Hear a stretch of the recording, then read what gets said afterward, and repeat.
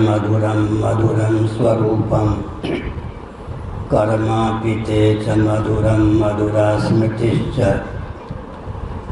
बुद्धिं प्रबोधय प्रभो मधुबोधशक्तिं विद्यां प्रयच्छ परमां परिभावयामि।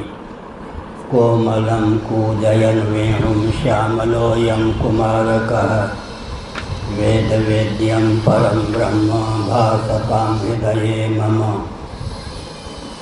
कूजन्तं राम रामेति मधुरं मधुराक्षरम् आरुह्य कविता शाखां वन्दे वाल्मीकिकोकिलम्। निगमकल्पतरोर्गलितं फलं शुकमुखादमृतद्रवसंयुतं पिबत भागवतं रसमालयं मुहुरवो रसिका भुवि भावुकाः। तृणादपि सुनीचेन तरोरपि सहिष्णुना अमानिना मानदेन कीर्तनीयः सदा हरिः। नारायणाखिलगुरो भगवन् नमस्ते शिवाय नमः शिवलिंगाय नमः। तन्मे मनः शिवसङ्कल्पमस्तु सर्वे भवन्तु सुखिनः। श्रीराम जय राम जय जय राम। श्रीराम जय राम जय जय राम। श्रीराम जय राम जय जय राम। श्रीराम जय राम जय जय राम। श्रीराम जय राम जय जय राम। श्रीराम जय राम जय जय राम। धर्म की जय हो, अधर्म का नाश हो, प्राणियों में सद्भावना हो, विश्व का कल्याण हो, गौ माता की जय हो, गोहत्या बंद हो, भारत खंड हो, सर्वभूत हृदय धर्म सम्राट श्री स्वामी करपात्री जी महाराज की जय हो, श्री जगन्नाथ महाप्रभु की जय हो, श्री बलभद्र महाप्रभु की जय हो, भगवती सुभद्रा देवी की जय हो। हर हर महादेव। गोविंद जय जय गोपाल जय जय। गोविंद जय जय गोपाल जय जय। राधा रमण हरि गोविंद जय जय। रमण हरि गोविंद जय जय। श्री कृष्ण गोविंद हरे मुरारे। श्री कृष्ण गोविंद हरे मुरारे। हे नाथ नारायण वासुदेव। नाथ नारायण वासुदेव। गोविंद जय जय गोपाल जय जय। गोविंद जय जय गोपाल जय जय। राधा रमण हरे गोविंद जय जय। राधा रमण हरि गोविंद जय जय। श्री वृंदावन बिहारी लाल की जय। दुरवगमात्मतत्त्वनिगमाय तवात्ततनोश्चरितमामृताब्धि परिवर्त परिश्रमणा न परिलसन्ति केचिदपवर्गमपीश्वरते। चरण सरोज हंस कुल संग विशिष्ट गृहा।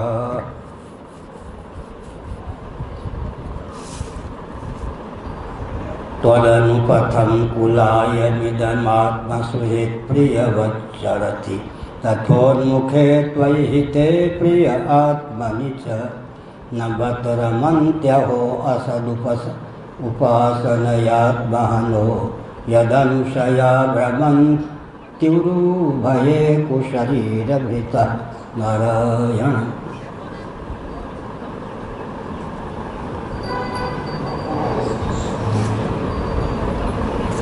भगवान के अवतार का प्रयोजन और महत्व स्थापित किया गया।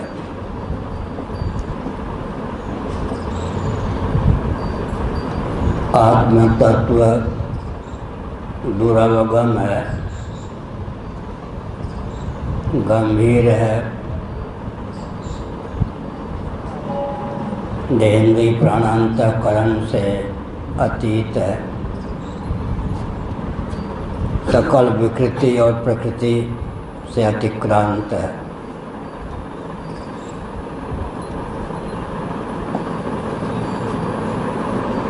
लेकिन परम भाव रूप है, अधिष्ठान स्वरूप है।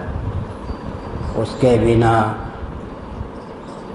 प्रकृति और प्रपंच की सत्ता और उपयोगिता ही अचरितार्थ है। उसका बोध क्यों आवश्यक है? उसके बोध के बिना कैवल्य मोक्ष की सिद्धि सर्वथा असंभव है। लेकिन बोध दुर्गम है। बोध ही दुर्गम है तो ध्यान और दुर्गम है। पंचदशीकार विद्यारण्य स्वामी जी ने एक पूर्व पक्ष उपस्थापित किया। निर्गुण निराकार परमात्मा तत्व ध्यान का विषय हो सकता है या नहीं? पूर्व पक्ष प्राप्त हुआ कि नहीं हो सकता। उत्तर पक्ष प्राप्त हुआ कि जिस विधा से बोध उसी विधा से ध्यान। विधिगर्भित निषेध मुख से वेदांत वेद्य परमात्मा तत्व का बोध संभव है, तो विधिगर्भित निषेध मुख से ही उसका ध्यान भी संभव है। जो ज्ञेय होता है वह ध्येय भी होता है। जिसका बोध संभव है उसका ध्यान भी संभव है। जिस विधा से बोध संभव है उसी विधा से ध्यान भी संभव है।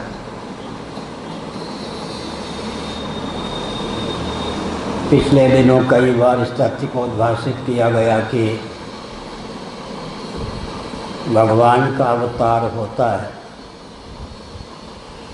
भगवान साक्षात अवतीर्ण होते हैं।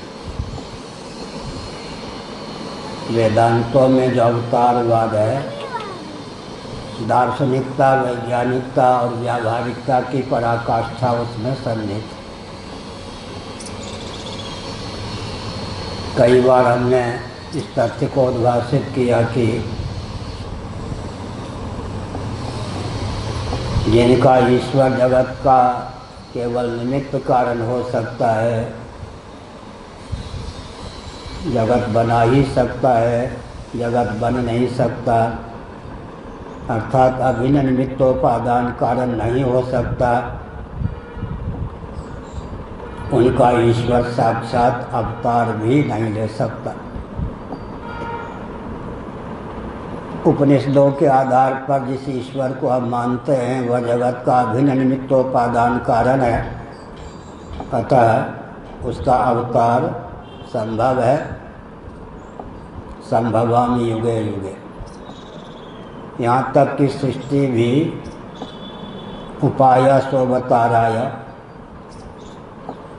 भगवान का अवतरण ही है।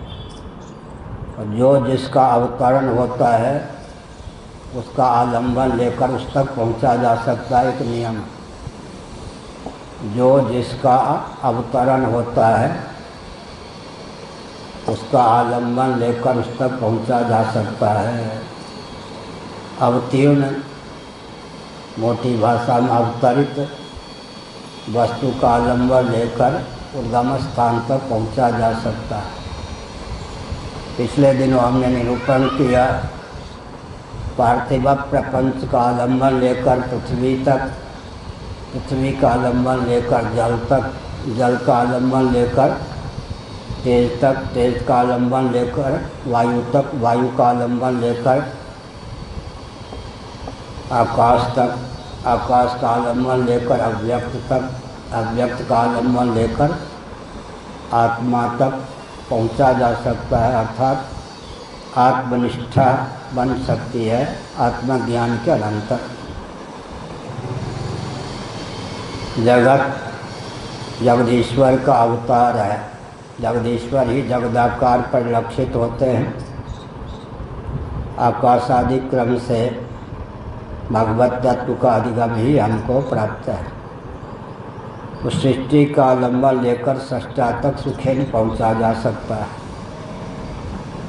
लेकिन गिने चुने व्यक्ति ऐसे होते हैं, इस रहस्य को समझकर सृष्टि का आलम्बन लेकर मन को सृष्टा तक पहुंचा सकें, परमात्मा तक पहुंचा सकें। न तो सृष्टि किंचित विज्ञानमस्ति, भगवान शंकराचार्य महाभाग का यह वचन ब्रह्मसूत्र भाष्य में सन्निहित है। सृष्टि की उत्पत्ति को लेकर 10-11 प्रकार की विधा प्राप्त है, 10-11 प्रकार का विज्ञान प्राप्त है। लेकिन न तो सृष्टि किंचित विज्ञानमस्ति, सृष्टा परमात्मा को लेकर कोई विज्ञान विगीति प्राप्त नहीं। इसका मतलब प्रक्रिया में भेद होने पर भी प्रक्रिया का आलम्बन लेकर जिसे सिद्ध किया जाता है उसमें भेद नहीं। सृष्टि का अभिप्राय ही सृष्टा तक मन को पहुंचाने में। लेकिन जो बहिर्मुख व्यक्ति होते हैं सृष्टि में ही रम जाते हैं।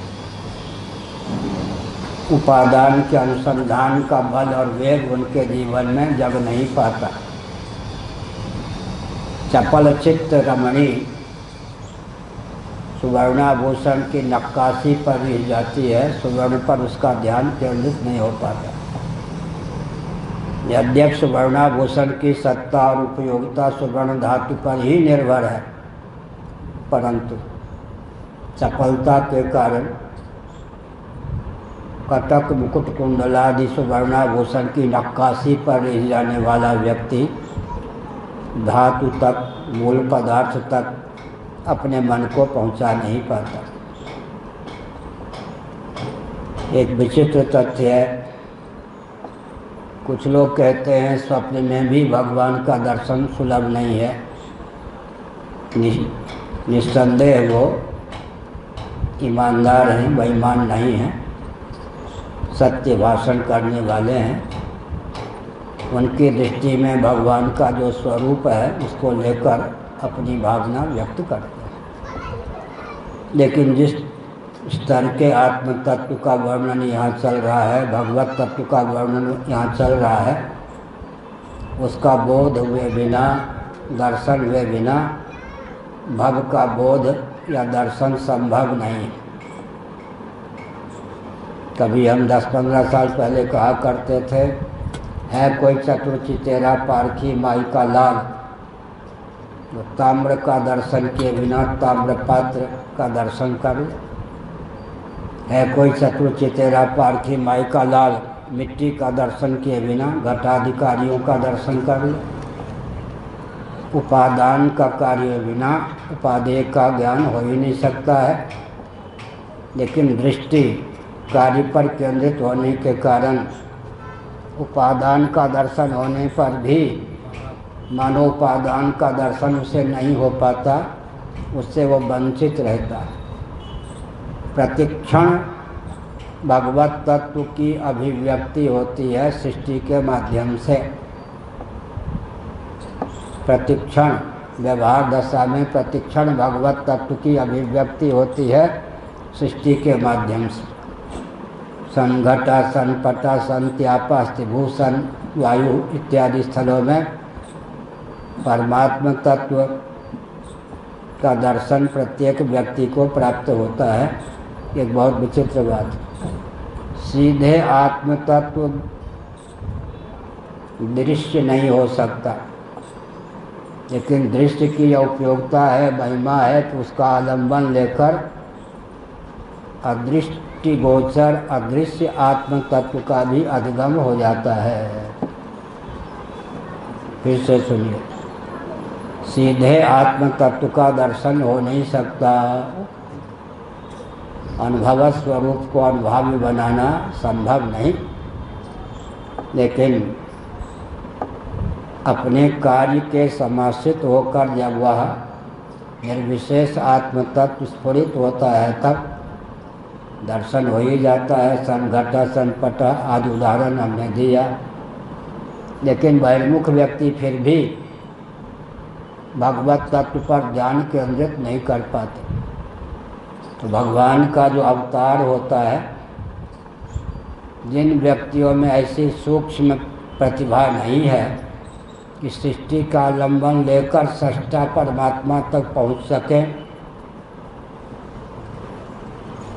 उन व्यक्तियों के उद्धार के लिए भगवान श्री रामकृष्ण आदि रूपों में अवतीर्ण होते हैं। उनका श्री विग्रह कितना दिव्य होता है, कितने प्रकार का होता है, इसका विस्तार पूर्वक प्रतिपादन पिछले दिनों किया गया। आगे भी बढ़ने की आवश्यकता है। भगवान छल बल डंके की चोट से अपने नाम के द्वारा, रूप के द्वारा, अपनी लीला के द्वारा, अपने धाम के द्वारा छल छबीले होकर, नटनागर होकर, मर्यादा के पक्षधरों के सम्मुख मर्यादा पुरुषोत्तम होकर, लीला के पक्षधरों के सम्मुख लीला पुरुषोत्तम होकर अवतीर्ण होते हैं और व्यक्ति के मन को अपनी ओर समाकृष्ट कर लेते हैं।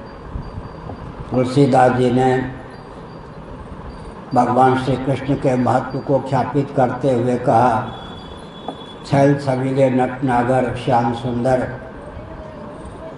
छलबल डंके की चोट से सही, जीवोचित लीला की अनुकृति के माध्यम से सही, जीवों के मन को अपनी ओर समाकृष्ट करने में समर्थ हैं। मर्यादा पुरुषोत्तम मर्यादा की सीमा में ही किसी के जीवत्व को कर्षित करके विलुप्त करते हैं। लीला पुरुषोत्तम तो छल छबीले नटनागर, नाच गान,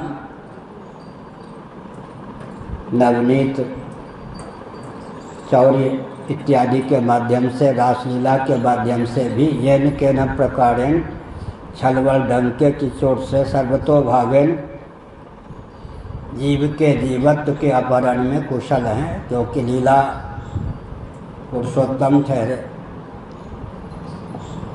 मर्यादा पुरुषोत्तम में मर्यादा शब्द धर्म का द्योतक, पुरुषोत्तम शब्द ब्रह्म का द्योतक। इसलिए रामो विग्रहवान धर्मः स्वयं प्रभु सूर्यस्यापि भवेत् सूर्यः।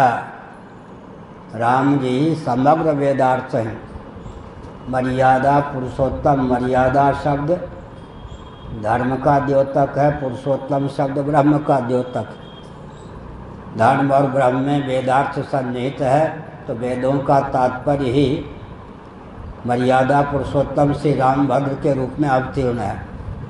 अब लीला पुरुषोत्तम में धर्म का पक्ष गौण हो जाता है, परमहंसों के अनुकूल धर्म उच्छलित होने पर भी, तो फिर पृथक से भगवान को युधिष्ठिर के रूप में अवतार लेना पड़ता है। यहाँ धर्म की सिद्धि के लिए धर्मराज युधिष्ठिर का अवतार और ब्रह्म की सिद्धि के लिए स्वयं अवतार, दो रूपों में भगवान को अवतीर्ण होना पड़ता है। रामावतार मर्यादा पुरुषोत्तम का अवतार है, तो वहाँ मर्यादा शब्द धर्म का द्योतक है, पुरुषोत्तम शब्द ब्रह्म का द्योतक है। तो धर्म और ब्रह्म सकल वेदार्थ श्री रामभद्र के माध्यम से प्रकट हो जाता है, इसीलिए भगवान का अवतार है। अपनी हाव भाव लीला भंगिमा के द्वारा, नाम रूप लीला धाम के द्वारा व्यक्ति के चित्त को समाकृष्ट कर शुद्ध और समाहित कर देते हैं। शुद्ध और समाहित चित्त से निर्गुण निराकार ब्रह्म तत्व का परिमार्जन सुगम हो जाता है, बोध भी सुगम हो जाता है। दूसरा प्रयोजन बताया गया कि निरावरण ब्रह्म होने के कारण, विद्योपाधिक होने के कारण, आनंद मात्र पर पद करपाद मुखोदरादि होने के कारण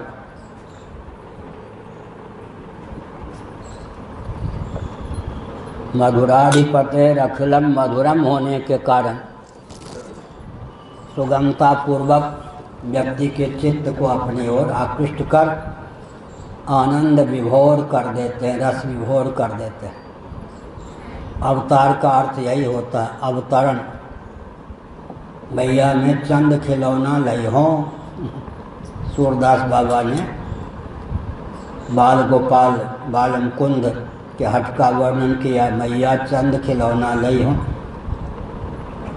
एक बच्चा मुकर जाए, एक बच्चा मुग्ध हो जाए, हट करने लगे चंद्रमा को खिलौना के रूप में लेने के लिए, तो उसकी माता बुद्धिमत्ता का परिचय देती है। सीधे तो चंद्रमा को पकड़ नहीं सकता बच्चा, न माँ की गति है चंद्रमा तक न बच्चे की। वहाँ का चंद्रमा यहाँ खिलौने का काम कैसे दे? तो पात्र में जल भर देते हैं, सम्मुख रख देते हैं। चंद्रमा नभोमंडल में उद्दीप्त रहने पर भी प्रतिबिंब रूप से थाली में पात्र में अभिव्यक्त हो जाता है। बच्चे के लिए खिलौने का काम करता है। मैया चंद्र खिलौना लय हो। इसी प्रकार से यहाँ संकेत किया गया कि आनंद की अभिव्यक्ति सबसे दुर्गम है। आनंद का अभिव्यंजक संस्थान सत्वगुण होना चाहिए। सत्वगुण का उद्रेक सत्व समाविष्ट चित्त कठिन है। तामस अधिक रजोगुण थोड़ा, कलि प्रताप विरोध चहु हो रहा। तुलसीदास जी ने तो बड़ा विचित्र वर्णन किया शास्त्रों के आधार पर। तामस अधिक, तमोगुण की अधिकता होगी कलयुग में। जो रजोगुण भी निबंधक है वो रजोगुण भी स्वल्प ही होगा। निद्रा आलस्य प्रमाद कलह का वातावरण ही चतुर्दिक छाया रहेगा। तामस अधिक रजोगुण थोड़ा, कलि का अर्थ है कलह। कलि प्रताप विरोध चहु हो रहा। चारों ओर विरोध विरोध विरोध। विपक्ष का नाम ही आजकल विरोधी दल रख दिया गया। तो राजनीति में पराकाष्ठा की विसंगति आ गई। विपक्ष का अर्थ क्या होता है?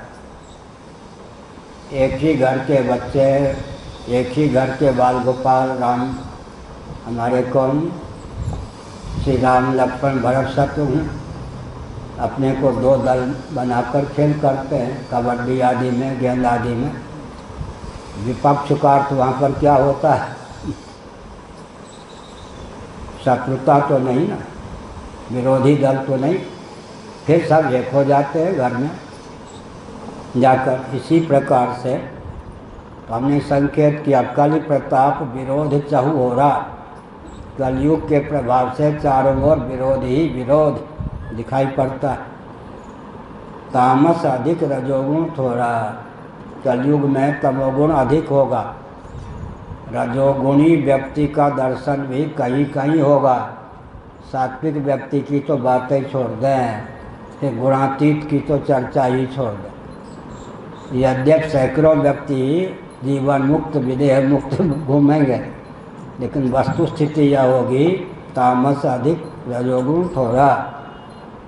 तमोगुण की अधिकता होगी। तमोगुणी व्यक्ति सब जगह मिल जाएंगे, रजोगुणी का मिलना भी दुर्लभ होगा। सात्विक व्यक्ति गुणातीत तो ग्रंथ में ही लिखे मिलेंगे। करोड़ों में भूमंडल पर अगर एक दो गुणातीत हो गए तो हो भाग्य भूमंडल का।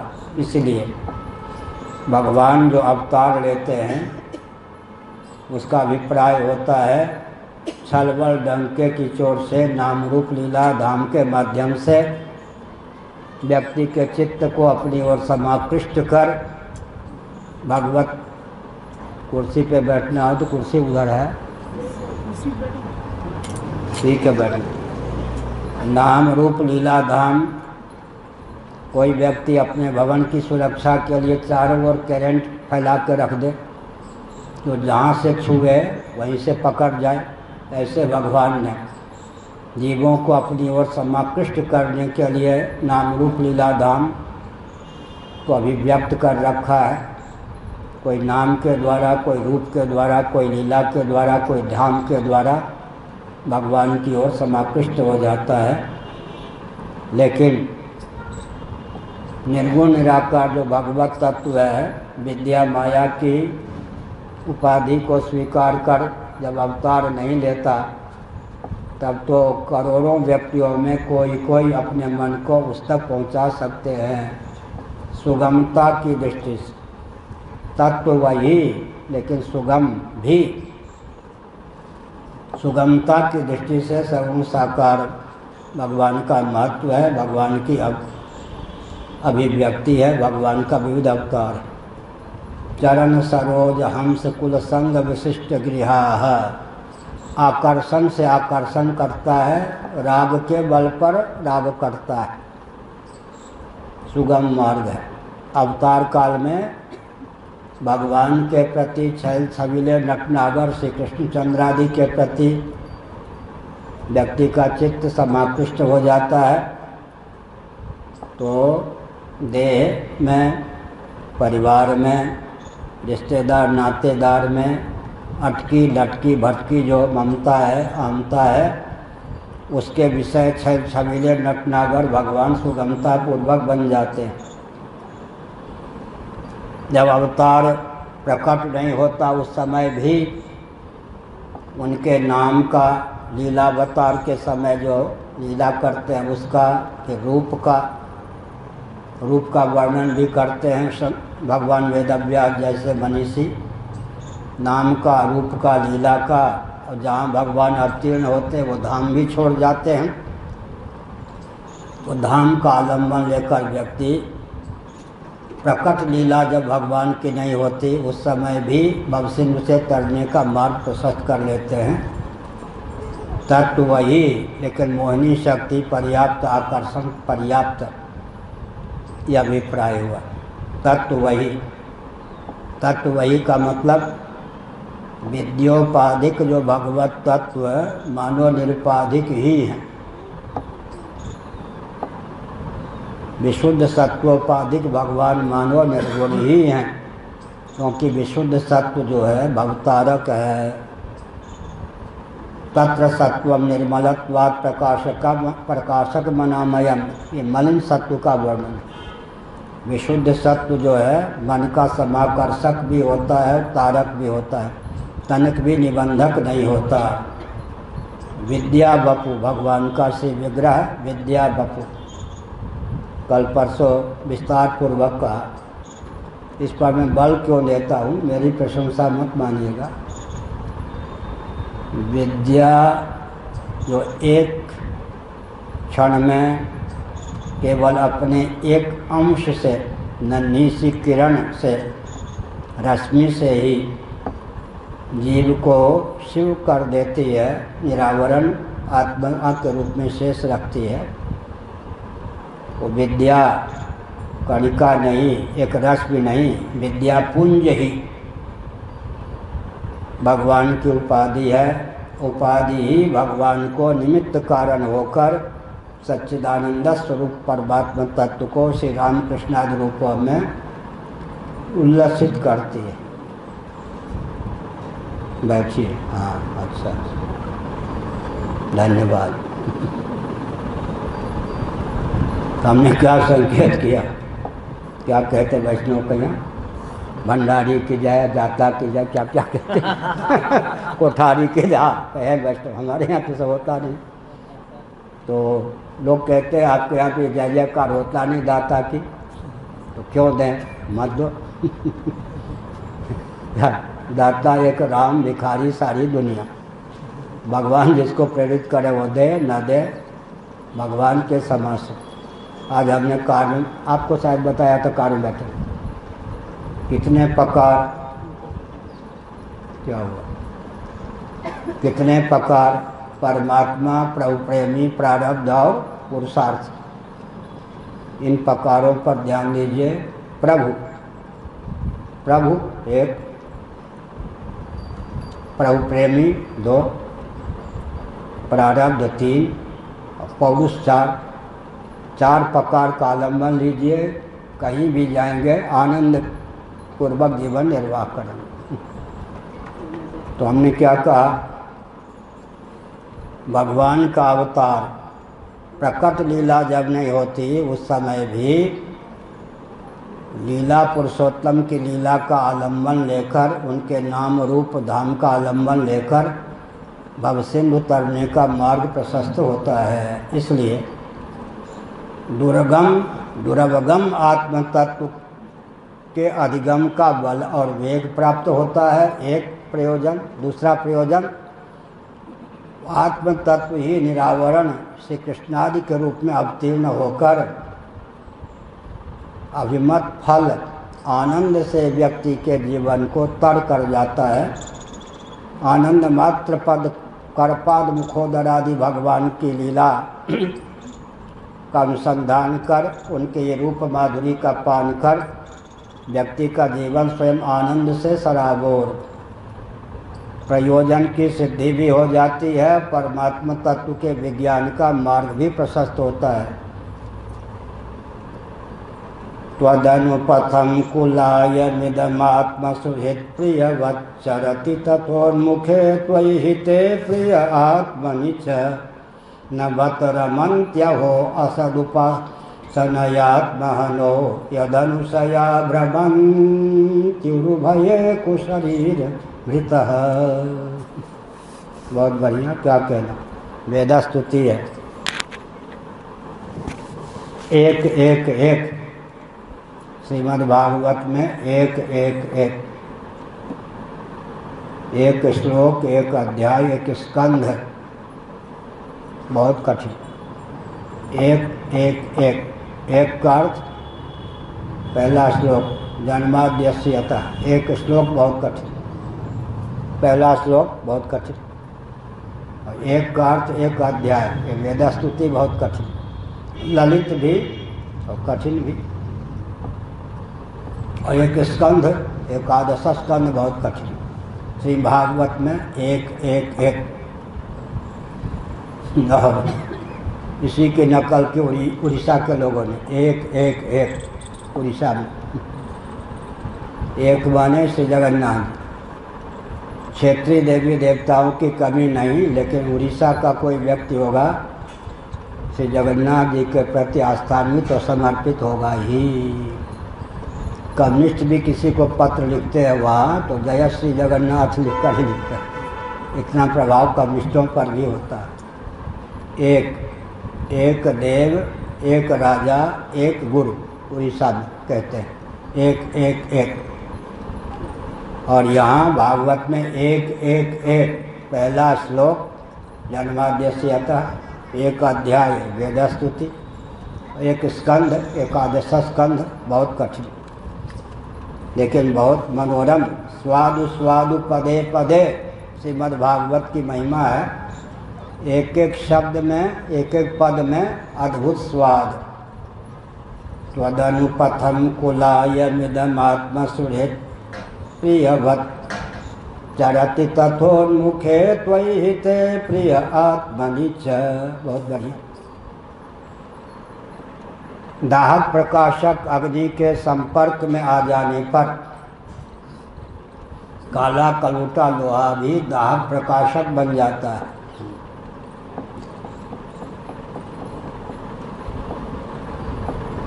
क्या अर्थ हुआ?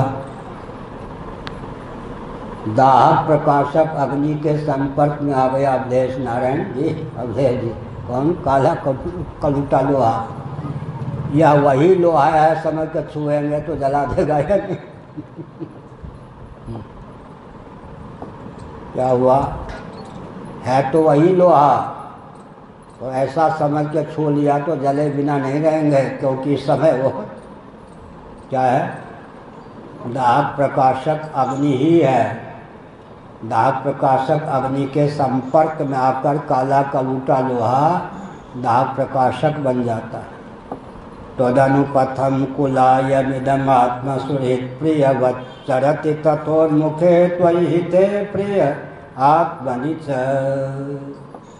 कुलायमिदम, बहुत यह जो शरीर है इसका आलम्बन लेकर उपाया सो बता रहा है। भगवत प्राप्ति का बानक हम बना सकते हैं। देहेन्द्रिय प्राणांतकरण इदम कहकर कुलायमिदम, कुलाय देह इंद्रिय प्राण अंतःकरण का समुदाय, यह जो कुल हमारा जीवन है ये भगवत प्राप्ति में अमोघ हेतु है। इसके बाह्य हिस्से में पंच कर्मेंद्रियों को, पंच ज्ञानेंद्रियों को अभिव्यक्त करने के संस्थान हैं। अभ्यंतर हिस्से में पंच प्राणों को, अंतःकरण चतुष्टय या अंतःकरण पंचक को अभिव्यक्त करने के संस्थान सन्निहित। प्रज्ञा शक्ति, प्राण शक्ति परिपुष्ट रूप से मानव शरीर में सन्निहित है। दोहरी योग्यता हमारे आपके पास है। हम चाहें तो जगत का श्रवण मनन निधिध्यासन भी कर सकते हैं, अधिगम दर्शन भी कर सकते हैं, अनुभव कर सकते हैं, करते हैं।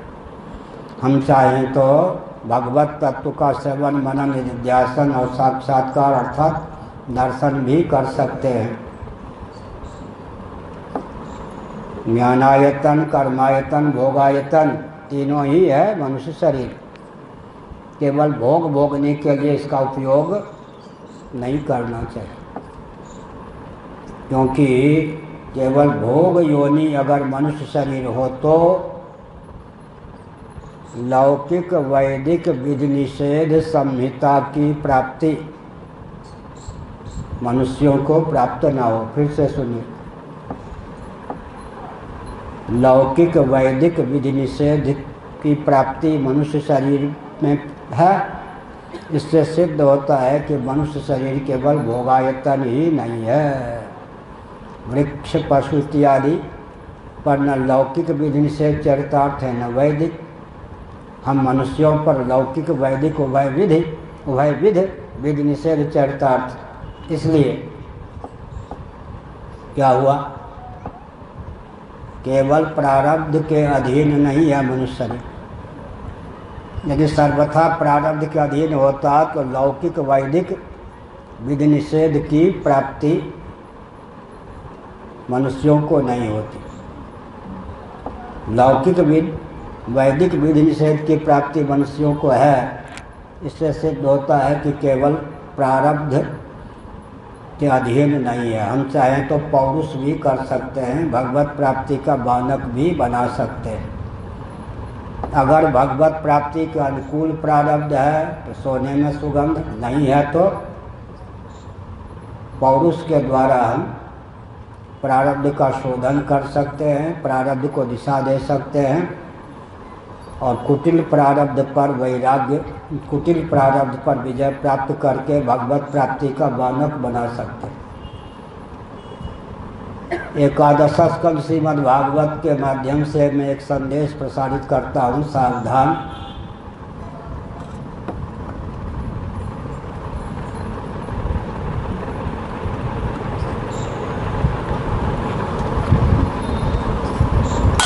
भक्ति विरक्ति भगवत प्रबोध में किसी भी घटना का उपयोग करना जो जानता है उसके लिए सब मंगल ही मंगल है। फिर से बोलूं, कोई भी घटना घटे, भक्ति भगवत भक्ति विरक्ति वैराग्य भगवत प्रबोध में प्रतिकूल घटना घटे तो अभी वैराग्य में तो उपयोग कर सकते हैं। जिसके जीवन में यह क्षमता है कि किसी भी घटना का निरीक्षण परीक्षण करके भक्ति विरक्ति भगवत प्रबोध में उपयोग करने में समर्थ है, उसके लिए सब मंगल ही मंगल है। नहीं तो मंगल भी अमंगल है। अनुकूल परिस्थिति आई, उसके भोक्ता बन के रह गए, हो गया, जीवन व्यर्थ गया। जीवन में कोई भी घटना घटे, भक्ति विरक्ति भगवत प्रबोध में उसका उपयोग करने में जो दक्ष है, उसके जीवन में कभी असफलता नाम की चीज नहीं। एक बतासो माई रहती थी ना नीचे, एक बार कहा उसने प्रणाम, तो हमने कहा भैया भजन करती हो? भजन में मन लगता कि है क्या बोलते हो, आज मैं तुम्हें बहुत छोटा था क्या बोलते हो? विपत्ति की मारी हुई हूँ। भजन उससे बनता है जो विपत्ति की मारी हुई ना हो, विपत्ति का मारा हुआ ना हो। ठीक क्या था, उसका इकलौता बेटा विदेश में था, किसी रंगीली तरंगी अन्य कुल क्रिश्चियन आदि कुल की बेटी से उसने शादी कर ली, कष्ट में थी। ठीक, इसका अंत वो भी छोड़ के भाग गई थी। तो उसने कहा, एक बार उसकी परिस्थिति बहुत अच्छी हो गई, मैं प्रवचन करने जा रहा था, हाथ जोड़ा प्रणाम, तो वैश्य घर की थी। हमने कहा भजन में मन क्या कहते हो? जो प्रारब्ध का मारा हो वो भजन करे, हमारे सब ठीक है, अनुकूल। लो मनुष्य की यही विडम्बना विपत्ति आ गई तो विपत्ति की मारी हुई हूँ, विपत्ति का मारा हुआ हूँ। भजन तो वो करे जो विपत्ति की मारी हुई ना हो, विपत्ति का मारा हुआ ना हो। संपत्ति आ गई तो जो विपत्ति का मारा हुआ हो, विपत्ति की मारी हुई हो, भजन करे, हमारे पास कोई विपत्ति है। लो वल्लभाचार्य जी कौन है? विशुद्धाद्वैत, विशुद्ध अद्वैत को मानने वाले। लेकिन कोई माँ बच्चे पर क्या हो जाए, नाराज हो जाए, कुछ बोल दे, उन्होंने क्या कहा, उनकी दृष्टि में तो सब विशुद्ध अद्वैत ही है। झुंझला कर बोले, जीवा स्वभाव तो दुष्टा। लो जी ये जीव स्वभाव से दुष्ट हैं।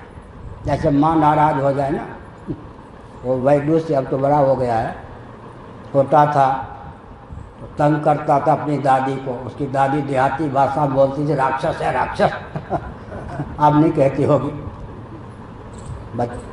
हाँ, तो क्या है, बड़ी विचित्र बात।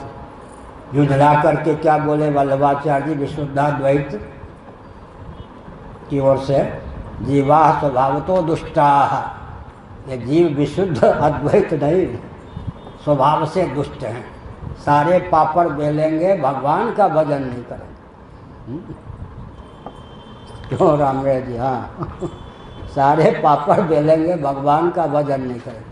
घर छोड़ने वालों से पूछो कितने घंटे भजन करते, भजन के लिए 2 मिनट नहीं है। लो जी हो गया।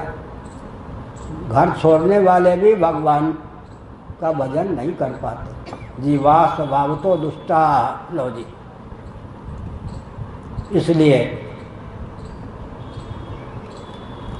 काला कलूटा लोहा भी जब अग्नि के दाहक प्रकाशक अग्नि के संपर्क में आ जाता है तो दाहक प्रकाशक हो जाता है।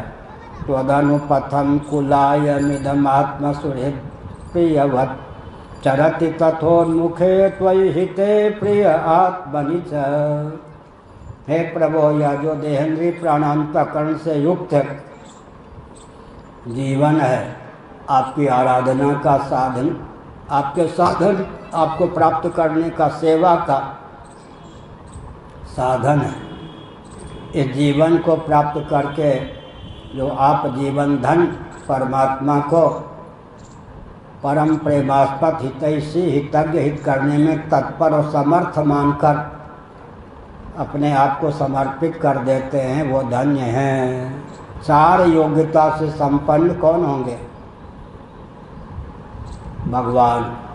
भगवान सबके हितैषी हैं, सबका हित चाहते हैं, हितज्ञ भी हैं। जीवों का हित किसमें सन्निहित है इसको जानते हैं, हित करने में तत्पर भी हैं और समर्थ भी हैं। 4 योग्यता से संपन्न कोई महापुरुष मिल जाए तो मानो भगवान ही मिल गए। आजकल तो हितैषी का मिलना ही कठिन। फिर हितैषी के साथ साथ हित हमार सियपति सेवकाई सो हर लीन मात कुट लाई। विचित्र बात, हितज्ञ होना और कठिन है। भरत जी को अपने हित का ज्ञान था, कैकेयी को भरत जी के हित का ज्ञान नहीं था। हित तो चाहती थी लेकिन हित का ज्ञान नहीं था। उस भरत जी के जीवन धन भगवान राम भद्र को ही भरत के हित की भावना से अयोध्या से काट के जंगल में भेज दिया। भरत जी को अपने हित का ज्ञान था। हित हमार सियापति सेवकाई सो हर लीन मात कुट लाई। बुरा न मानो, होली है, शायद 15-20 साल बाद मैं ये वाक्य बोलने जा रहा हूँ। धारा टूट गई तो टूट गई। कुछ ऐसी चीज़ है 50 साल पहले कहता था, 50 साल से वो ध्वनि नहीं निकली। कुछ नई निकलती है, कुछ पुरानी भूल जाती है। विस्मृति क्या कहें, कभी उसको निकलने का अवसर नहीं मिलता। बड़ी विचित्र बात। माता पिता की पोल पट्टी कब तक सुरक्षित, गुरुओं की पोल पट्टी कब तक सुरक्षित। पोल पट्टी शब्द का प्रयोग मैं कर रहा हूँ। हित को पहचानने वाले पुत्र शिष्य की प्राप्ति जब तक न हो तब तक। फिर से सुनिए, माता पिता की पोल पट्टी, गुरुओं की पोल पट्टी कब तक सुरक्षित। हित की परख जिनको है, ऐसे पुत्र न मिल जाए, शिष्य न मिल जाए तब तक। 2 व्यक्ति आए थे परसों शायद, वो कुछ बोल रहे थे। तब जो जाने लगे तो हमने कहा, वो जानबूझ के मेरे पास भेजे गए थे शाम को। हमने कहा तुमने अपनी माता अपने पिता की सेवा छोड़कर स्वयं को बाबा बनाया। अगर कोई गुरु भी तुमको लड़ने भिड़ने, संतों को पछाड़ने, उपद्रव करने में लगाते हैं तो विचार करना चाहिए कि माता पिता की तुमने सेवा छोड़ी, यमराज के यहाँ जाके तुम क्या उत्तर दोगे। 5-7 दिनों से मैं कह रहा हूँ, कोई भी कार्य करते समय ध्यान रखना चाहिए, यमराज के यहाँ हमारी अब दलील, हमारी युक्ति चलेगी क्या। इसका मतलब लोक में गलत दलील युक्ति देकर किसी को ठग सकते हैं। यमराज के दरबार में जो दलील युक्ति काटी न जा सके, उसी युक्ति का अवलंबन लेना चाहिए। हमने कहा घर इसीलिए छोड़ा था देवता हो। गुरु के नाम पर भी अगर कोई गुरु किसी संत को कष्ट देने में, किसी संत के आश्रम पर कब्जा करने में, आतंकवाद को प्रश्रय देने में साथ देते हैं तो गुरु गुरु कहाँ ठहरे। इसलिए बहुत सावधान। यह जो जीवन है यदि जगदीश्वर की सेवा के लिए समर्पित है तो जगदीश्वर के गुणगणों से संपन्न जीवन हो गया, यह सुहृत भी हो गया, बहुत बढ़िया, प्रिय भी हो गया, आत्मस्वरूप भी हो गया, बहुत बढ़िया। त्वदनुपथम कुलाय मिदमात्म सुहृत प्रियवत वत लगा दिया। चरति तथोन्मुखे त्वयि हिते प्रिय आत्मनिच। मैंने क्या कहा, 4 योग्यताओं से संपन्न व्यक्ति का मिलना कठिन। हेतु रहित जग जुग उपकारी तुम तुम्हार सेवक असुरारी। हेतु रहित बिना स्वार्थ के प्रेम करने वाले लोक और परलोक में या हृदय और निश्रेयस की सिद्धि में केवल 2 मिलेंगे। हेतु रहित प्रेम करने वाले ढूंढने चलें, कौन मिलेंगे, तुम प्रभु एक आप, तुम्हारे सेवक या तो आपके लाडले प्यारे कोई सेवक। बहुत विचित्र बात है, अपवादस्थलोप्य वचन है, ध्यान दीजिए। सुर नर मुनि सबकी यह रीति, स्वार्थ लागी करें सब प्रीति। चतुर्दश भुवनात्मक ब्रह्मांड का दिव्य दृष्टि से अवलोकन करने के बाद गोस्वामी तुलसीदास जी ने इन पंक्तियों को लिखा। अच्छा, आइए बटू। हाँ, बहुत अच्छा। हाँ, चलते सब नमस्कार करके बहुत बढ़िया, प्रणाम है बढ़िया। प्रकर्ष नाम प्रणाम, ठीक, नमन, प्रकर्ष विधा से नमन प्रणाम नारायण। तो हमने क्या कहा, हितैषी, हित चाहने वाले भी मिले आजकल बड़ा कठिन है। हितैषी, पड़ोसी भी पड़ोसी का हित नहीं चाहता आजकल, तो बड़ा भी कठिन। हितैषी, हित चाहने वाला मिलना ही कठिन। फिर हितज्ञ, फिर हित करने में तत्पर और समर्थ, बहुत बढ़िया। प्रतर्जन राजा, पूरा इतिहास नहीं सुना। प्रतर्जन राजा कौशाती के ब्राह्मणोपनिषद, ब्रह्मसूत्र में शास्त्रार्थ। प्रतर्दन राजा, बल के गुमान से, बल के आवेश से, मर्त्य लोक में तो कोई निश्चय भिड़ने वाला नहीं है। अब इंद्र पर ही हमला बोल दूँ, धावा बोल दूँ, इतने मनस्वी थे, इतनी अमोघ गति थी। अब वही तैयारी हो रही है कि मंगल ग्रह पर, चंद्र ग्रह पर कोई जाएंगे तो कम से कम 2 करोड़ रुपया महीने में लिए जाएंगे उनके भोजन पानी की व्यवस्था पर। लेकिन वो इतने तेजस्वी थे, प्रतर्दन इंद्र के पास चले गए धावा बोलने के लिए, युद्ध करने के लिए। बड़े तो बड़े ही होते हैं क्या। इंद्र ने सोचा,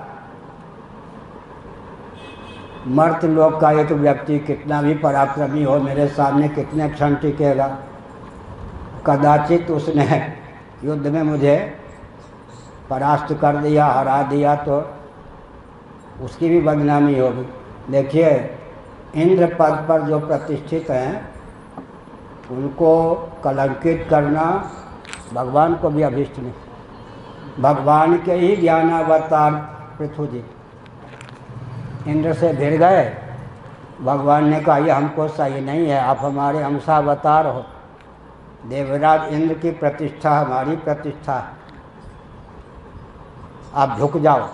इंद्र पद आपको नहीं चाहिए ना, इंद्र से मत भिड़ो।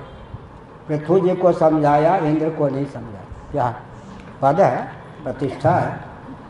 अब कोई शंकराचार्य से भिड़ जाए, ठीक नहीं। तो हमने संकेत किया, इंद्र के पास पहुंच गए, छलबल से नहीं। इंद्र कोई छलबल से बनेगा, कितने समय टिकेगा, कोई कोई गद्दी छीन लेते हैं। इंद्र ने सोचा कि मर्त्य लोक का एक बहादुर आया है, प्रतर्दन, मुस्कुराए, ठीक है, ठीक, तुम्हारे पराक्रम की भावना से ही मैं संतुष्ट हूँ, मुझसे तो क्या युद्ध करोगे, वरदान मांगना हो मांग लो। देखिए, भगवान श्री रामकृष्ण भी अगर पृथ्वी पर आएंगे, नरलीला की दृष्टि में वे भी अग्नि से, वरुण से, सूर्य से वरदान मांगेंगे। ये नहीं कहेंगे आप कौन होते हो, मैं तो देवताओं का भी देवता हूँ, नहीं। नर शरीर में भगवान भी आएंगे तो देवता उनके उपास्य होंगे, ये लोग समझा है या नहीं। अग्नि उपास्य होंगे, सूर्य उपास्य होंगे, इंद्र उपास्य होंगे। प्रतर्दन राजा को इंद्र ने कहा, मुझसे तो क्या दो हाथ करोगे, कुछ वरदान मांगना हो तो मांग सकते हो।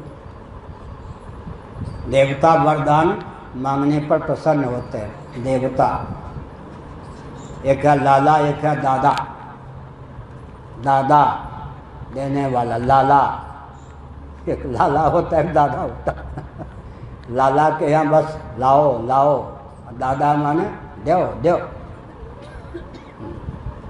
देने योग्य क्या है, बृहदारण्यक उपनिषद, दया, दान और दम, 3 दकार, दया, दान और दम। दम माने संयम, दया, दान और दम देने योग्य। इंद्र ने कहा कि मर्त्य लोक से आए हो, कुछ वरदान मांगना हो मांग लो। बहुत बढ़िया। प्रतर्दन ने सोचा कि कहीं ऐसा वरदान मैं मांग लूँ जिसके मिलने पर मुझे बाद में रोना पड़े, तो वरदान ही मेरे लिए अभिशाप हो जाएगा या नहीं। प्राय होता यही है ना, वरदान ही अभिशाप हो जाता है। श्रीमद् भागवत के ध्रुव जी को पढ़िए, इतना दुर्लभ वर मिल जाने पर भी ध्रुव जी को ग्लानि की पराकाष्ठा। हाय हाय, मुक्तिदाता भगवान से हमने ध्रुव पद माना, हमारे लिए तो ध्रुव पद दुर्लभ है, लेकिन जिन ध्रुव जी को भगवान ने ध्रुव पद दे दिया, उन ध्रुव जी को ग्लानि हुई। हमने मांगा मोक्षदाता भगवान से, तो क्या मांगा। वरदान मिलने पर भी, थोड़े समय में ही भगवान का अनुग्रह प्राप्त होने पर भी ध्रुव जी को ग्लानि ही बनी रही। प्रतर्दन ने कहा, आप कृपा करके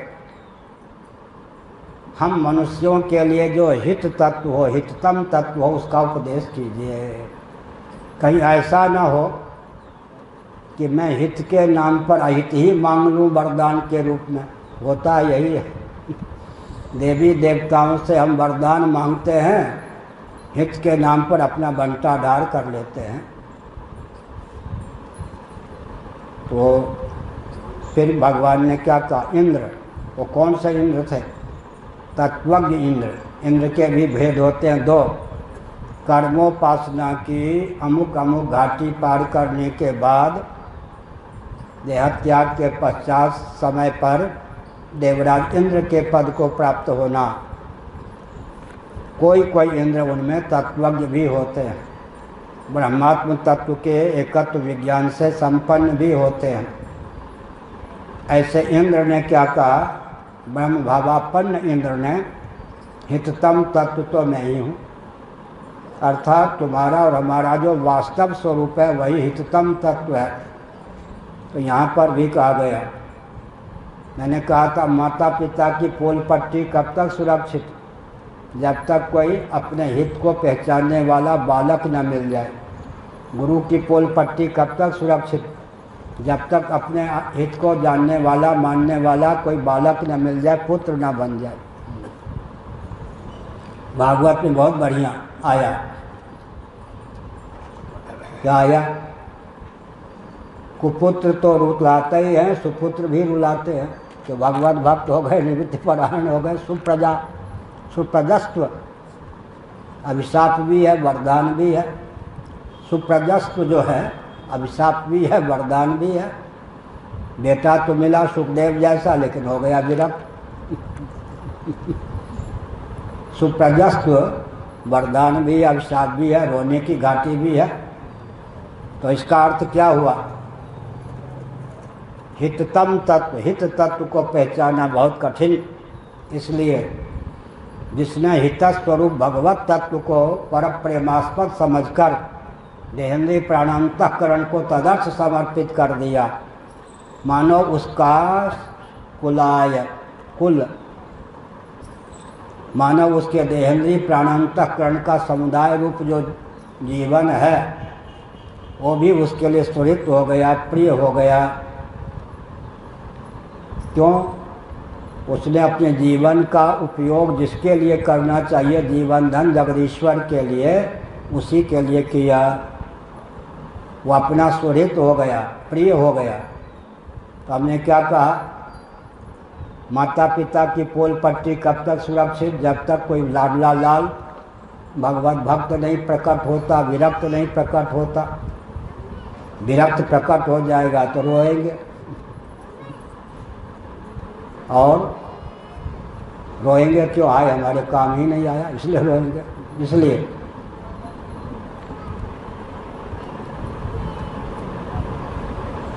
कोई हिते प्रिय आत्मनिच, आत्मा सुहृद सुहृद, हितै से सुहृद प्रिय व्यक्ति के समान आचरण करता है। इसका मतलब अपना जीवन ही अपने लिए वरदान स्वरूप हो गया। अगर किसी ने देहेंद्रीय प्राणांतःकरण से संपन्न अपने जीवन का उपयोग भगवदर्थ किया, इसका अर्थ इस मानव शरीर में भगवत प्राप्ति के अनुकूल बल और वेग सन्निहित है। इसे प्राप्त करके भी देहेंद्रीय प्राणांतकरण का उपयोग और विनियोग जो भव को बटोरने में ही करते हैं, उनका जीवन व्यर्थ है। तो भगवान सगुण साकार हैं, कोई न कोई संबंध जोड़ना चाहिए। स्नेह और संबंध का विषय भगवान को बनाना चाहिए। त्वमेव माता च पिता त्वमेव, सगुण साकार भगवान से कोई न कोई संबंध जोड़ना चाहिए। स्नेह जोड़ने की आवश्यकता, स्नेह संबंध, और 4 चांद लग जाए, कहीं निष्कामता भी जुड़ जाए तो भगवान के प्रति स्नेह हो, प्रीति हो, भगवान को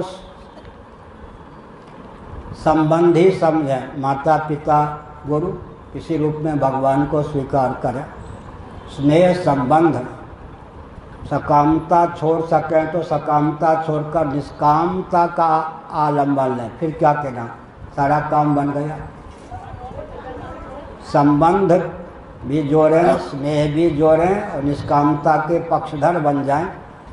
ऐसा न हो तो सकाम होकर सही भगवान के प्रति प्रीति हो, संबंध जोड़ें। संबंध का बहुत बड़ा क्या होता है, प्रभाव पड़ता है। संबंध का बहुत बड़ा प्रभाव पड़ता है। भीमसेन भी वायुनंदन थे या नहीं? भीमसेन वायुनंदन, हनुमान जी वायुनंदन। जा रहे थे एकदम वीरता के आवेश में भीमसेन। हनुमान जी ने सोचा कि उस घाटी से जा रहा है जहाँ पर खतरा है, ये मुझे जाने या न जाने, आपके छोटा भाई है, ये भी वायुनंदन है, मैं भी वायुनंदन हूँ। द्रौपदी को प्रसन्न करने के लिए ये जो कमल बहता हुआ आया है, बाल में गूंथने के लिए एक नहीं, इस प्रकार के कई कमल चाहिए। गृह मंत्रालय का जब आदेश होता है तो प्रधानमंत्री भी कोई हो, राष्ट्रपति भी कोई हो, तब तो फिर सब बुद्धि ठिकाने हो जाती। गृह मंत्रालय का आदेश कौन टाल सकता है? कौन हंस रहे हैं दादाजी? उनका आदेश हुआ होगा तभी वृंदावन आए होंगे। अनुमति भी होगी तो गृह मंत्रालय का आदेश, उसकी अनुमति। चल पड़े थे। आगे चलकर दुर्गम घाटी है। हनुमान जी कि मेरा छोटा भैया है, कहीं गंधर्व इत्यादि के यक्ष राक्षस आदि के चपेट में न आ जाए। पहाड़ी गली सांकरी, वृद्ध हनुमान के रूप में, बंदर के रूप में लेट गए। ए बंदर, रास्ता दे। अरे भाई लांग के चला जा, बहादुर है, इतना सा तो स्थान में घेरे हुए हूँ, तो क्या मुझे मूर्ख मानता है? स्थावर प्राणी, जंगम में भी तुम बंदर के रूप में हो, जंगम में भी श्रेष्ठ प्राणी हो। किसी श्रेष्ठ प्राणी को लांग के जाना धर्म का अतिक्रमण है। मैं धर्म को जानता हूँ। भैया वृद्ध हूँ, थोड़ा खिसका दो, अपने रास्ता निकाल लो। सांकरी गली पहाड़ी तो है ही, बल तो होता है ना, ये तो पाँव के अंगूठे से खिसका दूंगा। सारी शक्ति लगाने पर भी उस वृद्ध बंदर के पूंछ को भी हिला नहीं सकते। कहीं मेरे बड़े भैया तो नहीं है। स्तुति प्रारंभ की, हाँ तुम्हारा बड़ा भैया हूँ, हनुमान हूँ। संकट के चपेट में तुम ना आ जाओ, इसलिए मैंने यह लीला की। तुम्हें अपने बल का गुमान जो था वो भी शांत हो गया। आज मैं लौटते समय कार में कह रहा था, स्वामी जी सोता थे और ये निकेश जी, बलम बलवताम च हम कामराग विवर्जितम, कामराग बलान्विता, इधर 7वां अध्याय, उधर 17वां अध्याय। कामराग बलान्विता, कामना और राग निमित्तक बल से जो उन्मत्त रहते हैं। संसार में लोग बलवान किसको मानते हैं? काम राग बलान्वित। 2 प्रकार के बल का वर्णन है गीता में, काम राग विवर्जित, काम राग बलान्वित। संसारी व्यक्ति काम और राग के वशीभूत होकर अपने आप को बलवान मानते हैं, चकनाचूर यूँ झूमते रहते हैं। काम राग बलान्विता एक काम राग विवर्जित जो व्यक्ति होता है, किसी को ताना नहीं कसता, चुनौती नहीं देता, उसको लोग दुर्बल मान लेते हैं। जो प्रबल होता है उसी को व्यक्ति दुर्बल मानते हैं। जो प्रबल होता है, कल मैंने संस्मरण सुनाया, रो के नहीं हंस के। हाँ, आज ठीक है। कोई सज्जन आए मेरे पास, अच्छे कर्मकांडी हैं, कथावाचक भी हो सकते हैं, विद्वान ग्रंथ वंथ भी लिखते हैं। मुझे मालूम है कि मेरे साथ भी रहे हैं, दीक्षित भी हैं, मुझे मालूम, लेकिन मैं बोलता नहीं। तो उस दिन हम मुझसे कह रहे थे ऊपर, महाराज मैं उनका शिष्य हूँ, गांव के किसी पंडित का, उनके। हमने कहा अच्छी है। वो दिखाना चाहते थे कि आपका शिष्य नहीं हूँ। मेरे पास आकर इंद्र भी दीक्षा ले जाएं तो मुझे गुमान नहीं होगा कि इंद्र मेरे शिष्य हैं। हाँ, तो मैंने बाद में सोचा, उन्होंने कई बार कहा मैं उनका शिष्य हूँ, मुझे मालूम है कि मुझसे दीक्षित हैं। हमने कहा बहुत अच्छा है, हमने डांटा नहीं। वो बोले क्यों? बिना प्रसंग के उनका शिष्य हूँ, उनका मैंने कोई पंडित का। तो मैंने सोचा ऐसे ही होशियारपुर गया, एक व्यक्ति सामान्य ज्योतिषी अपने को बड़ा विद्वान मानता है, इस बार तो आया भी नहीं मिलने। उसने मुझसे कहा, मुझसे दीक्षित है, मुझे मालूम है, मैं स्वामी कटपाती जी महाराज का शिष्य हूँ। हमने कहा क्या कहना, आप तो मेरे गुरु भाई हुए, मैं जानता हूँ कि मेरा शिष्य। ऐसे 3-4 घटना घटी तो मैं सोचने के लिए विवश हुआ। धरना देकर कई सिफारिशों के बाद जिसने मुझसे दीक्षा ली, उसको पुरी के शंकराचार्य का शिष्य हूँ कहने में संकोच का अनुभव क्यों होता है? मैं कोई पथभ्रष्ट तो नहीं हुआ कोई मैं पथभ्रष्ट तो नहीं हुआ हूँ। आत्मनिरीक्षण मैंने किया, जो मुझसे विधिवत दीक्षित है, बहुत गिड़गिड़ा के दीक्षा ली, वो आज कहता है कि मैं अमुक का शिष्य हूँ, अमुक का शिष्य हूँ। तो मुझमें कमी क्या है? अपनी कमी मिल गई कि दम्भ नहीं है, दिखावा नहीं है। आजकल यही कमी है बहुत बड़ी। दम्भ ना होना, दिखावा ना होना। कोई शंकराचार्य के पद पर प्रतिष्ठित है, उसको भी कोई कुछ नहीं गिरेगा, बड़ी विचित्र बात। और दम्भ हो, दिखावा हो तो सामान्य मंत्र मंगलेश्वरों के भी आगे पीछे घूमेगा, बड़ा विचित्र समय है। मैंने दम्भ के द्वारा ही जो पूजेगा, दिखावा के द्वारा, वो क्या होगा? लेकिन विचित्र बात है। इसीलिए हमने कहा तो बहुत बलवान होते हैं, बड़े दुर्बल दिखाई पड़ते हैं। बलम बलवताम चाहम काम राग विवर्जितम, उसको लोग नपुंसक के समान समझते हैं। अरे काम नहीं, राग नहीं तो नपुंसक हुआ क्या? इतना बलवान हुआ।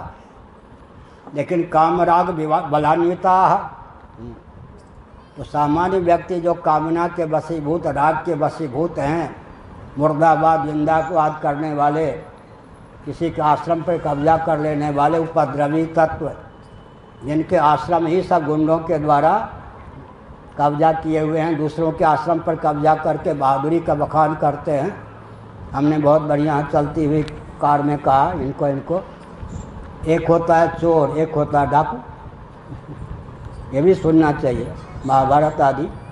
यहाँ दाल क्यों नहीं गलती? भगवान, धर्म और ईश्वर के प्रति मैं सर्वतोभाव में समर्पित हूँ, और समर्पित हूँ भगवत के पास। धर्म और ईश्वर का ज्ञान भी है। वो अगर ब्रह्मा जी भी आ गए तो उन्हें प्रणाम करूँगा, वो भी कहेंगे ठीक। वो भी ये नहीं कहेंगे कि धर्म को ठीक नहीं समझा, ब्रह्म को ठीक नहीं समझा। इतना अंदर बल भी है। अब कोई सांप छुछुंदर का अवतार भी नहीं हूँ कोई नरक से आया हुआ, छुछुंदर कुल से आया हुआ भी नहीं हूँ। लेकिन दिखावा नहीं, दम नहीं, बाहर चमक दमक नहीं, तो बड़े विचित्र स्थिति है। तो जो मुझसे दीक्षित हुए वो भी आकर कहते महाराज मैं अमुक का शिष्य हूँ। मैं मुस्कुरा देता हूँ, मुझे कोई शिष्य की लिस्ट बनानी है क्या? तो मैंने सोचा कमी क्या है? कमी यह निकली कि दिखावा नहीं। आजकल व्यक्ति दिखावा नहीं है तो मानो एक व्यक्ति को मनुष्य भी मानने के लिए तैयार नहीं। बड़ी विचित्र बात। लेकिन भगवान प्रियतम है। भगवान की ओर चलने के लिए जैसा जीवन, सादा जीवन, उच्च विचार चाहिए। वहाँ दम्भ की दाल नहीं गलती से बच गया। आज के प्रवचन का निष्कर्ष निकला। क्या बोलना? महाभारत के आधार पर चोर और डाकू वाला बता रहे थे, छूट गया। क्या हुआ? चोर होता है, डाकू होता है। हाँ, तो बीच में छूट गया प्रश्न। अरे वो तो हमने छोड़ दिया आपके लिए। चोर होता है, अब चोर और डाकू का वर्णन करवा लो मुझसे। चोर का प्रयास होता है कि उसकी प्रसिद्धि चोर के नाम पर न हो। अंत्यज कोटि का कर्म है चौर्य। ध्यान गया? अंत्यज। चोर का प्रयास होता है समाज में चोर के रूप में उसकी शोहरत न हो, प्रसिद्धि न हो। और डाकू जो होता है छात्र धर्म के सन्निकट है डाका। डाकू की भावना होती है कि आतंकवादी के रूप में, डाकू के रूप में उसकी प्रसिद्धि हो जाए। आज इस आश्रम पर कब्जा किया, कल उस आश्रम पर कब्जा किया, परसों उस आश्रम पर कब्जा करते चलो, महंत नियुक्त करते चलो। उसको कोई बदनामी का डर नहीं होता क्योंकि डाकू है। चोर प्रयास करता है कि चोरी तो करूँ लेकिन चोर के रूप में उसकी प्रसिद्धि न हो, क्योंकि अंत्यज कोटि का कर्म है चौर्य। और छात्र कोटि का सीधे नहीं, छात्र धर्म के सन्निकट है डाका। छात्र कोटि का अमुक आए, किसी के बगीचा महाभारत फूल तोड़ने लग गए। एक सामान्य नियम क्या है? पूछ मालीगण, चाहुद्दिश चितई पूछ मालीगण। मर्यादा का वर्णन किया तुलसीदास जी ने। जनक जी की वाटिका में मालियों से पूछ के फूल चुना। एक है महाभारत, किसी के बाग में गए, फूल चुनने गया। क्यों चुन रहे? मैं क्षत्रिय हूँ, मैं मांगूंगा, क्षत्रिय हूँ। अब देखो डाका के नज़दीक है छात्र धर्म। मैं कोई, अरे मैं क्षत्रिय हूँ भाई, मैं याचना करूँगा, क्षत्रिय हूँ, मैंने फूल तोड़ा। चोर नहीं था अपन छात्र धर्म तो चोर की भावना होती है कि चोर के रूप में उसकी ख्याति ना हो। डाकू की भावना होती है जरा चंबल के डाकू सहित दिग्दिगंत में डाकू के रूप में उसकी ख्याति हो जाए। तो बाबा के वेश में भी लोग दो प्रकार के होते हैं बुरा न मानो, होली है। वो समझते हैं मेरी शोहरत हो, कल इस आश्रम पे कब्जा किया, आज मेरे आश्रम पर भी कब्जा कर सकते हैं। वो बड़े प्रसन्न होते हैं। उनको ये नहीं लगता कि माफिया के रूप में मेरी प्रसिद्धि हो रही है, डाकू के रूप में। हाँ, कल उरियावा के आश्रम पर अवसर किया, आज आनंद वृंदावन पे कब्जा कर। तो डाकू कोटि के वो छात्र धर्म के सन्निकट है। वो क्या है? अंत्य धर्म के सन्निकट। इसका मतलब यही हुआ कि बड़ी विचित्र गाथा है। तो यहाँ क्या पूछिए।